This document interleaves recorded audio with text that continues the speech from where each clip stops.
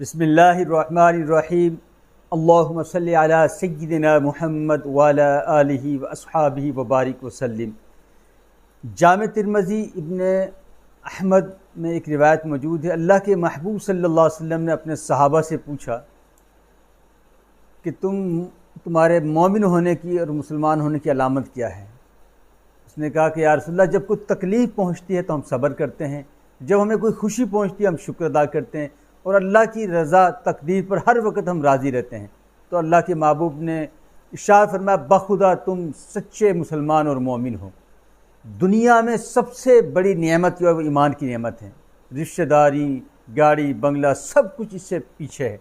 تو اس ایمان کی جو دولت ہے اس کی حفاظت مرتے دم تک آپ نے کرنی ہے کہ آپ کے اندر ایمان باقی رہے، جب اس دنیا سے جائیں تو خاتمہ آپ کا ایمان پر ہو۔ اس کے اللہ کے حبیب صلی اللہ علیہ وسلم فرمایا کہ اللہم انی اسألک العافیۃ فی الدنیا والآخرہ۔ ایمان کی جب آپ دعا کریں گے تو عافیت کی دعا مانگے کہ اللہ مجھے راحت کے ساتھ مجھے دنیاوی زندگی بھی دے اور موت بھی دے، تو راحت کے ساتھ ایمان کے ساتھ مجھے دے۔